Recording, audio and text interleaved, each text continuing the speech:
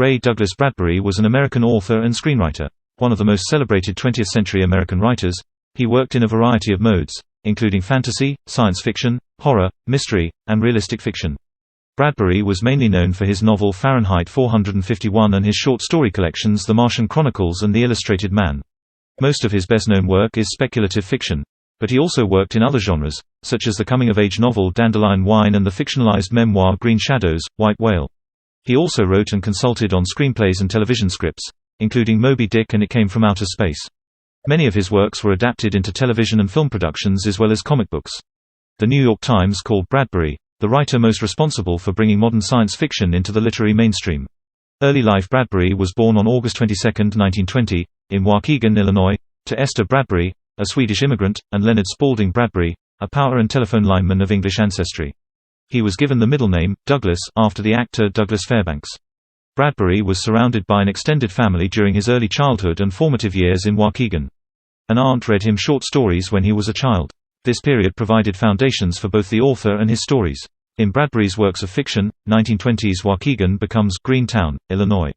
The Bradbury family lived in Tucson, Arizona, during 1926, 1927 and 1932–1933 while their father pursued employment, each time returning to Waukegan. While living in Tucson, Bradbury attended Amphi Junior High School and Roscrugga Junior High School. They eventually settled in Los Angeles in 1934 when Bradbury was 14 years old. The family arrived with only $40 United States, which paid for rent and food until his father finally found a job making wire at a cable company for $14 a week. This meant that they could stay, and Bradbury, who was in love with Hollywood, was ecstatic. Bradbury attended Los Angeles High School and was active in the drama club. He often roller skated through Hollywood in hopes of meeting celebrities. Among the creative and talented people Bradbury met were special effects pioneer Ray Harryhausen and radio star George Burns. Bradbury's first pay as a writer, at age 14, was for a joke he sold to George Burns to use on the Burns and Allen radio show. Influences literature throughout his youth. Bradbury was an avid reader and writer and knew at a young age that he was going into one of the arts. Bradbury began writing his own stories at age 12, sometimes writing on butcher paper. In his youth, he spent much time in the Carnegie Library in Waukegan, reading such authors as H.G. Wells, Jules Verne, and Edgar Allan Poe. At 12, Bradbury began writing traditional horror stories and said he tried to imitate Poe until he was about 18. In addition to comics, he loved the work of Edgar Rice Burroughs, creator of Tarzan of the Apes, especially Burroughs' John Carter of Mars series. The Warlord of Mars impressed him so much that at the age of 12, he wrote his own sequel. The young Bradbury was also a cartoonist and loved to illustrate. He wrote about Tarzan and drew his own Sunday panels. He listened to the radio show Chandu the Magician, and every night when the show went off the air, he would sit and write the entire script from memory. As a teen in Beverly Hills, he often visited his mentor and friend science fiction writer Bob Olson, sharing ideas and maintaining contact. In 1936, at a secondhand bookstore in Hollywood, Bradbury discovered a handbill promoting meetings of the Los Angeles Science Fiction Society. Excited to find that others shared his interest, Bradbury joined a weekly Thursday night conclave at age 16.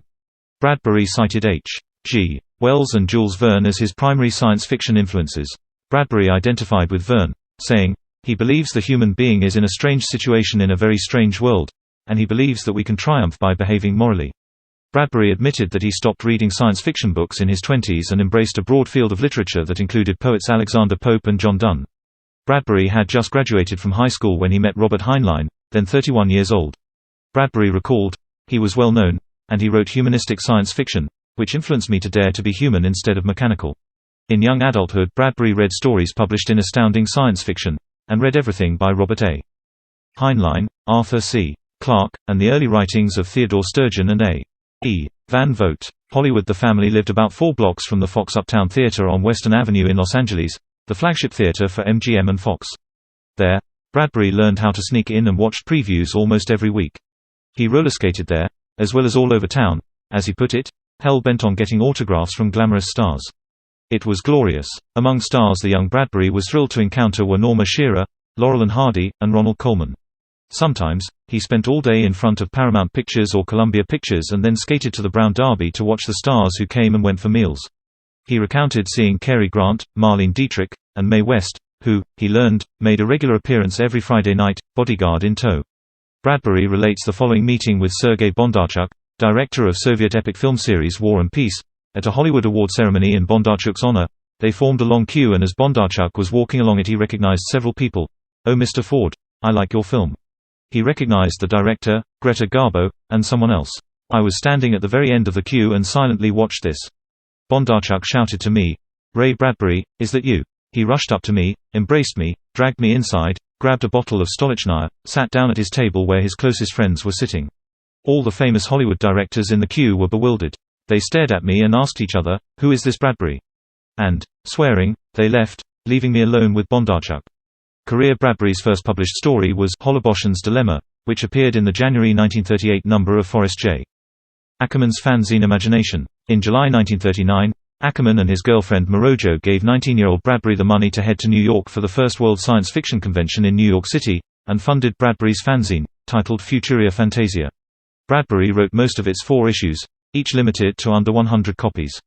Between 1940 and 1947, he was a contributor to Rob Wagner's film magazine, Script. Bradbury was free to start a career in writing when, owing to his bad eyesight, he was rejected for induction into the military during World War II. Having been inspired by science fiction heroes such as Flash Gordon and Buck Rogers, Bradbury began to publish science fiction stories in fanzines in 1938. Bradbury was invited by Forrest J.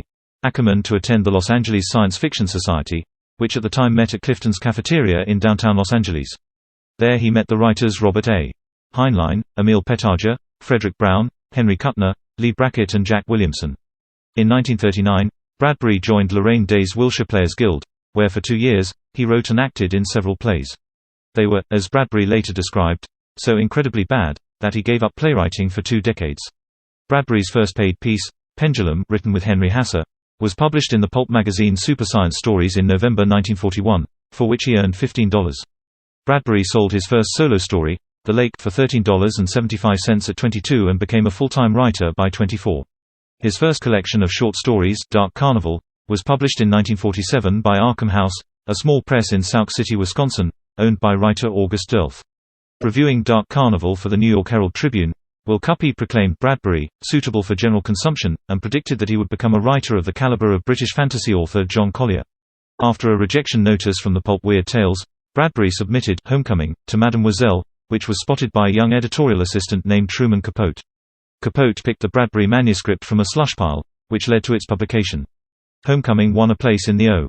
Henry Award Stories of 1947. In UCLA's Powell Library, in a study room with typewriters for rent, Bradbury wrote his classic story of a book burning future, The Fireman, which was about 25,000 words long. It was later published at about 50,000 words under the name Fahrenheit 451, for a total cost of $9.80, due to the library's typewriter rental fees of 10 cents per half hour.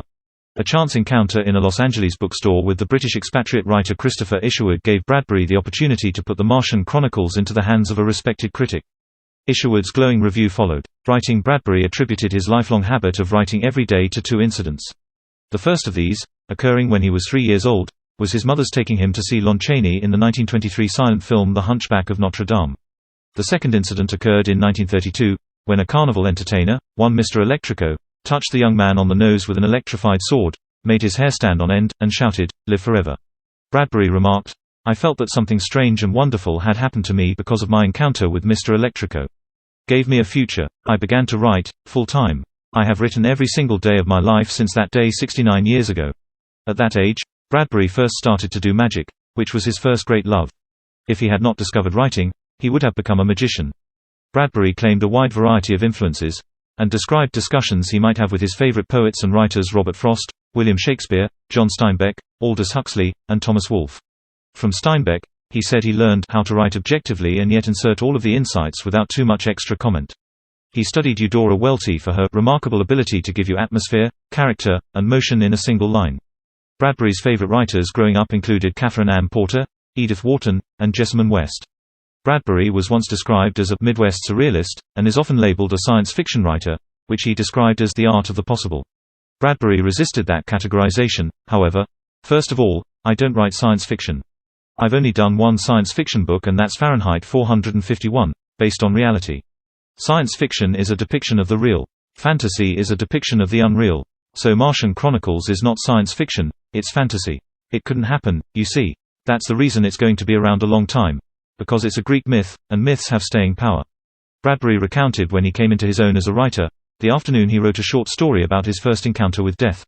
When he was a boy, he met a young girl at a lake edge and she went out into the water and never came back. Years later, as he wrote about it, tears flowed from him. He recognized he had taken the leap from emulating the many writers he admired to connecting with his voice as a writer. When later asked about the lyrical power of his prose, Bradbury replied, "From reading so much poetry every day of my life. My favorite writers have been those who've said things well." He is quoted, "If you're reluctant to weep, you won't live a full and complete life." In high school, Bradbury was active in both the poetry club and the drama club, continuing plans to become an actor, but becoming serious about his writing as his high school years progressed. Bradbury graduated from Los Angeles High School, where he took poetry classes with Snow Longley Hoosh, and short story writing courses taught by Jeanette Johnson. The teachers recognized his talent and furthered his interest in writing, but he did not attend college. Instead, he sold newspapers at the corner of South Norton Avenue and Olympic Boulevard. In regard to his education, Bradbury said, "Libraries raised me. I don't believe in colleges and universities.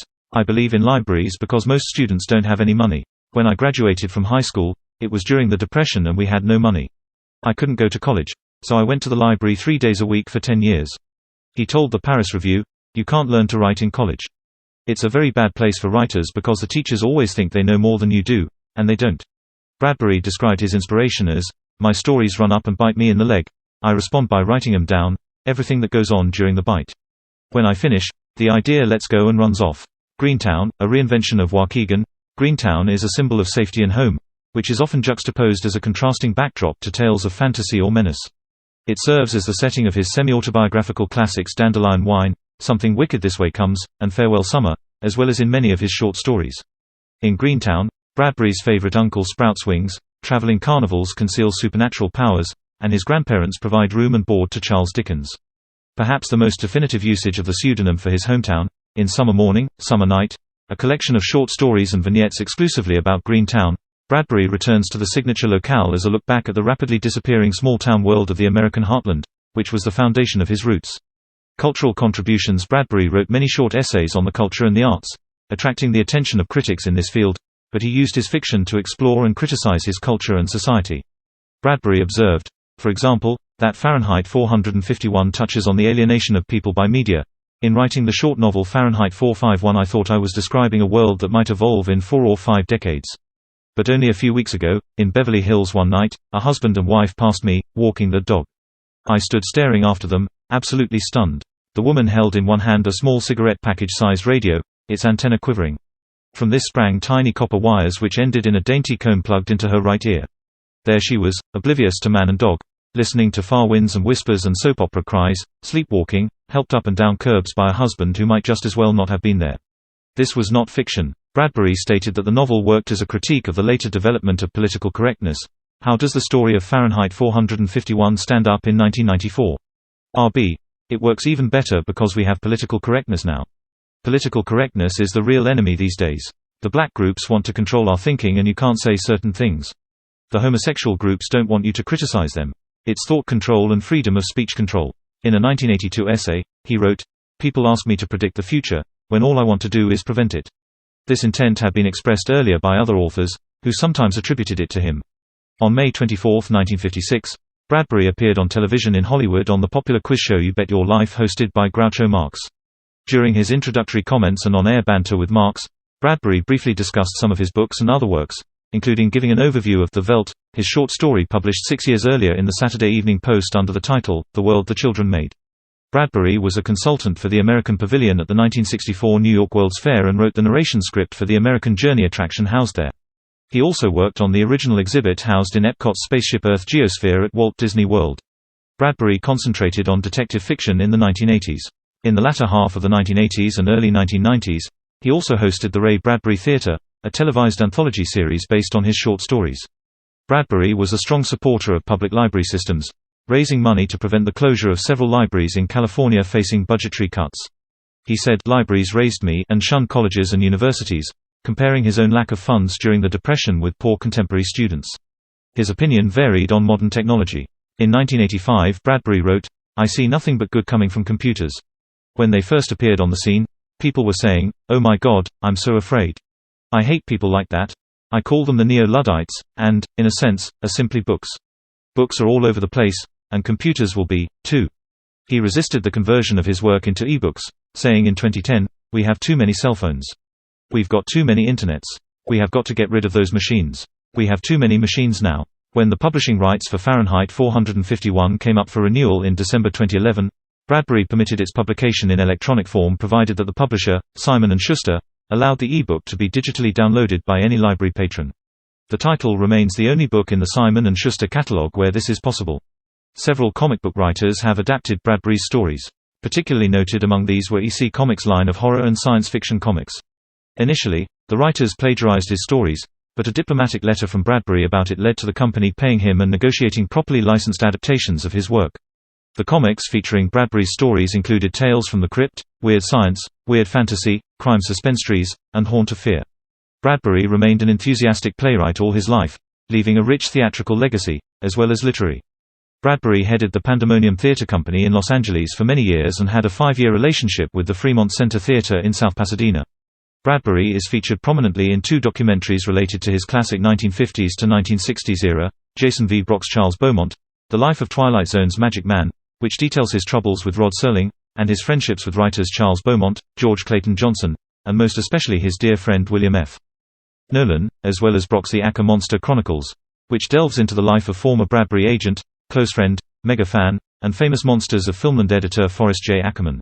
Bradbury's legacy was celebrated by the bookstore Fahrenheit 451 Books in Laguna Beach, California, in the 1970s and 1980s. Joseph Nicoletti did some music film consulting for Ray Bradbury for a while. Nicoletti lived in Laguna Beach and also did work for Wally Heider and Paramount Pictures' The Godfather 3. The grand opening of an annex to the store was attended by Bradbury and his favorite illustrator, Joseph Mugnini, in the mid-1980s. The shop closed its doors in 1987, but in 1990, another shop with the same name opened in Carlsbad, California. In the 1980s and 1990s, Bradbury served on the advisory board of the Los Angeles Student Film Institute. Personal life: Bradbury's wife was Marguerite McClure from 1947 until her death. They had 4 daughters, Susan, Ramona, Bettina and Alexandra.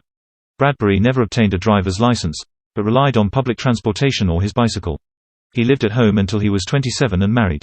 His wife of 56 years, Maggie, as she was affectionately called, was the only woman Bradbury ever dated. He was raised Baptist by his parents, who were themselves infrequent churchgoers. As an adult, Bradbury considered himself a delicatessen religionist, who resisted categorization of his beliefs and took guidance from both Eastern and Western faiths. He felt that his career was a God-given thing, and I'm so grateful, so grateful. The best description of my career as a writer is at play in the fields of the Lord. Bradbury was a close friend of Charles Addams, and Addams illustrated the first of Bradbury's stories about the Elliots, a family that resembled Addams' own Addams family placed in rural Illinois. Bradbury's first story about them was Homecoming, published in the 1946 Halloween issue of Mademoiselle, with Addams' illustrations. Addams and he planned a larger collaborative work that would tell the family's complete history, but it never materialized, and according to a 2001 interview, they went their separate ways. In October 2001, Bradbury published all the family stories he had written in one book with a connecting narrative, From the Dust Returned, featuring a wraparound Addams cover of the original Homecoming illustration. Another close friend was animator Ray Harryhausen, who was best man at Bradbury's wedding. During a BAFTA 2010 awards tribute in honor of Ray Harryhausen's 90th birthday, Bradbury spoke of his first meeting Harryhausen at Forrest J. Ackerman's house when they were both 18 years old. Their shared love for science fiction, King Kong, and the King Vidor-directed film The Fountainhead, written by Ayn Rand, was the beginning of a lifelong friendship. These early influences inspired the pair to believe in themselves and affirm their career choices. After their first meeting, they kept in touch at least once a month, in a friendship that spanned over 70 years. Late in life, Bradbury retained his dedication and passion despite what he described as the devastation of illnesses and deaths of many good friends. Among the losses that deeply grieved Bradbury was the death of Star Trek creator Gene Roddenberry, who was an intimate friend for many years. They remained close friends for nearly 3 decades after Roddenberry asked him to write for Star Trek, which Bradbury never did, objecting that he never had the ability to adapt other people's ideas into any sensible form. Bradbury suffered a stroke in 1999 that left him partially dependent on a wheelchair for mobility. Despite this, he continued to write, and had even written an essay for The New Yorker about his inspiration for writing, published only a week prior to his death. Bradbury made regular appearances at science fiction conventions until 2009, when he retired from the circuit. Bradbury chose a burial place at Westwood Village Memorial Park Cemetery in Los Angeles, with a headstone that reads, "Author of Fahrenheit 451." On February 6, 2015, The New York Times reported that the house that Bradbury lived and wrote in for 50 years of his life, at 10,265 Cheviot Drive in Cheviot Hills, Los Angeles, California, had been demolished by the buyer, architect Tom Main. Death: Bradbury died in Los Angeles, California, on June 5, 2012, at the age of 91, after a lengthy illness. Bradbury's personal library was willed to the Waukegan Public Library, where he had many of his formative reading experiences. The New York Times called Bradbury the writer most responsible for bringing modern science fiction into the literary mainstream. The Los Angeles Times credited Bradbury with the ability to write lyrically and evocatively of lands and imagination away, worlds he anchored in the here and now with a sense of visual clarity and small-town familiarity. Bradbury's grandson, Danny Karapetian, said Bradbury's works had influenced so many artists, writers, teachers, scientists, and it's always really touching and comforting to hear their stories. The Washington Post noted several modern-day technologies that Bradbury had envisioned much earlier in his writing, such as the idea of banking ATMs and earbuds and Bluetooth headsets from Fahrenheit 451, and the concepts of artificial intelligence within icing the body electric. On June 6, 2012, in an official public statement from the White House press office, President Barack Obama said, "For many Americans, the news of Ray Bradbury's death immediately brought to mind images from his work, imprinted in our minds, often from a young age. His gift for storytelling reshaped our culture and expanded our world. But Ray also understood that our imaginations could be used as a tool for better understanding, a vehicle for change, and an expression of our most cherished values. There is no doubt that Ray will continue to inspire many more generations with his writing, and our thoughts and prayers are with his family and friends." Numerous Bradbury fans paid tribute to the author, noting the influence of his works on their own careers and creations. Filmmaker Steven Spielberg stated that Bradbury was muse for the better part of sci-fi career. On the world of science fiction and fantasy and imagination he is immortal. Writer Neil Gaiman felt that the landscape of the world we live in would have been diminished if we had not had him in our world. Author Stephen King released a statement on his website saying, "Ray Bradbury wrote 3 great novels and 300 great stories. One of the latter was called A Sound of Thunder.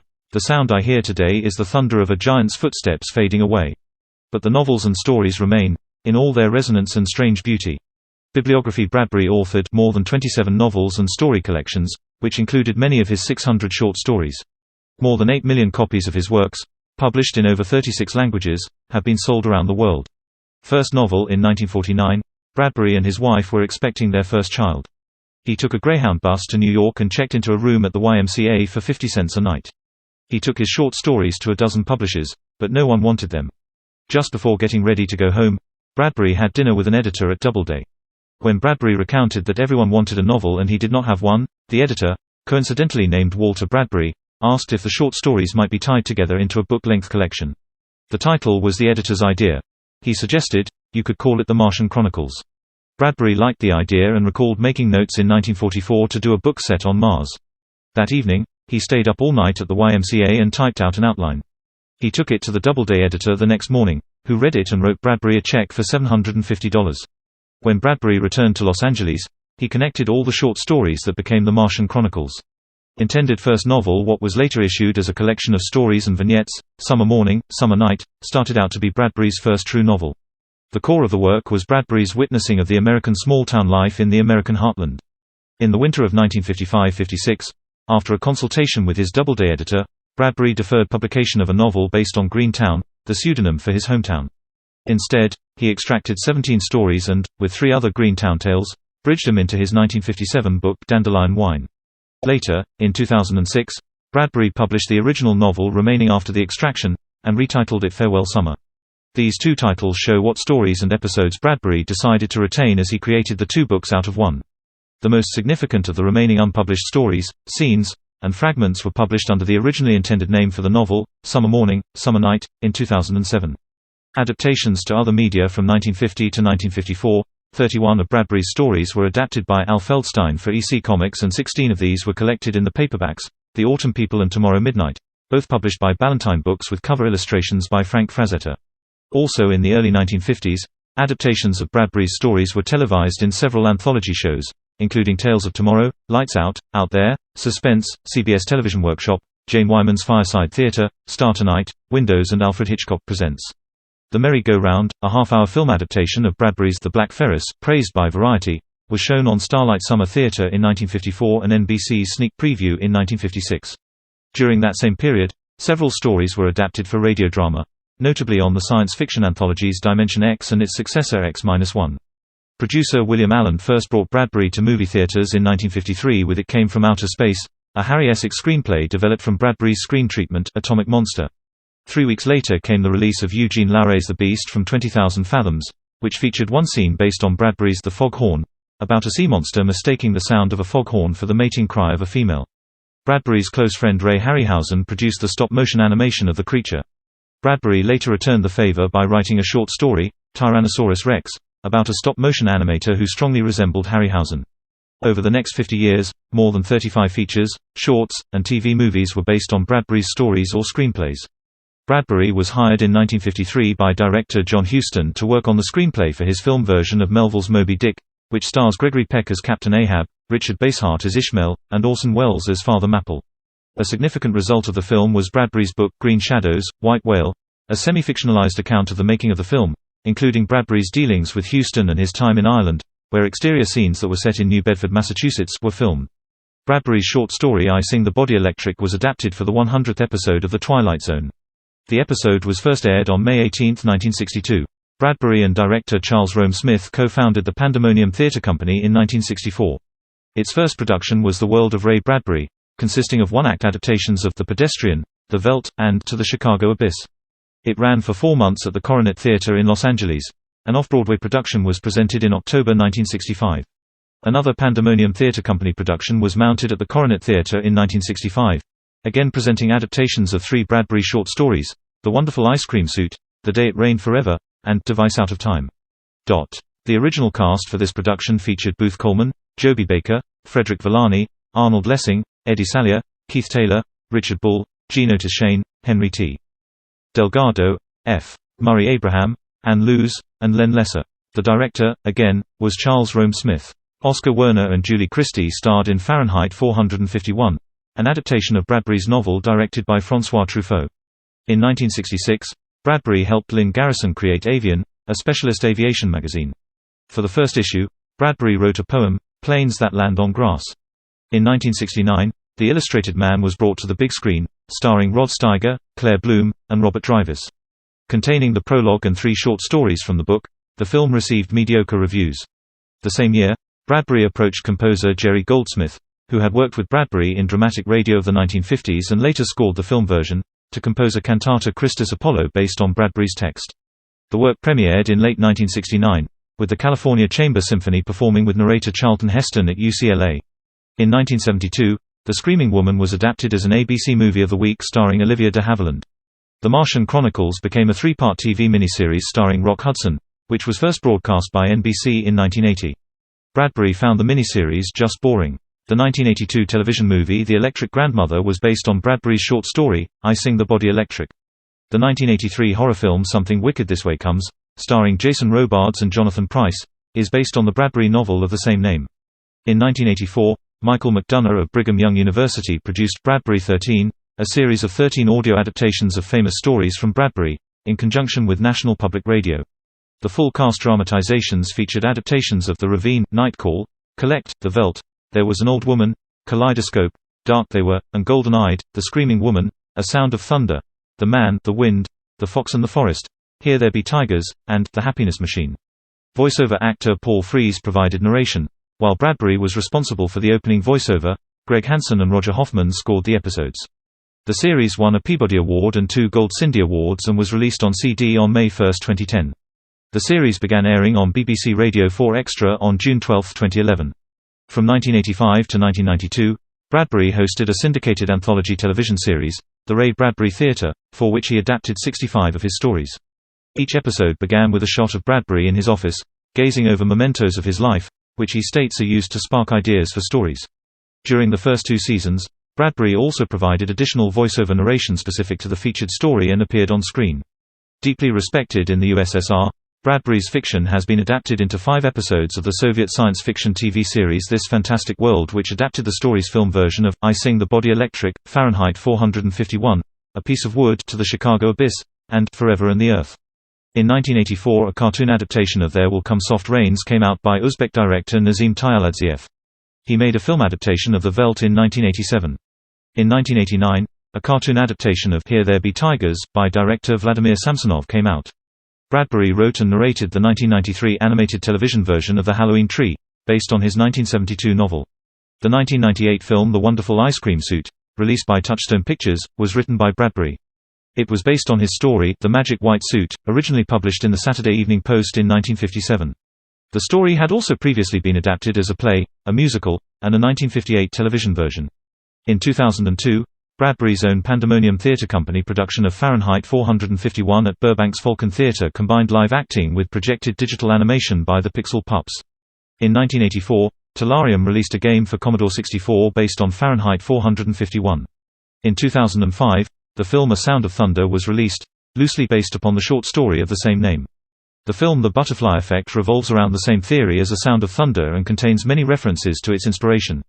Short film adaptations of A Piece of Wood and The Small Assassin were released in 2005 and 2007, respectively. In 2005, it was reported that Bradbury was upset with filmmaker Michael Moore for using the title Fahrenheit 9/11, which is an allusion to Bradbury's Fahrenheit 451, for his documentary about the George W.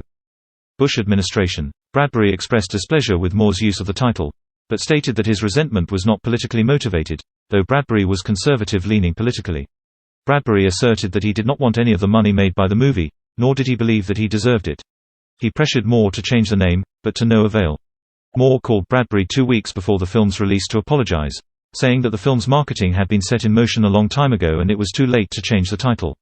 In 2008, the film Ray Bradbury's Chrysalis was produced by Roger Lade Jr. for Urban Archipelago Films, based upon the short story of the same name. The film won the Best Feature Award at the International Horror and Sci-Fi Film Festival in Phoenix. The film has international distribution by Arsenal Pictures and domestic distribution by Lightning Entertainment. In 2010, The Martian Chronicles was adapted for radio by Colonial Radio Theatre on the Air.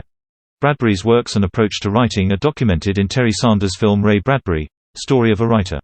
Bradbury's poem, Groon, was voiced as a tribute in 2012.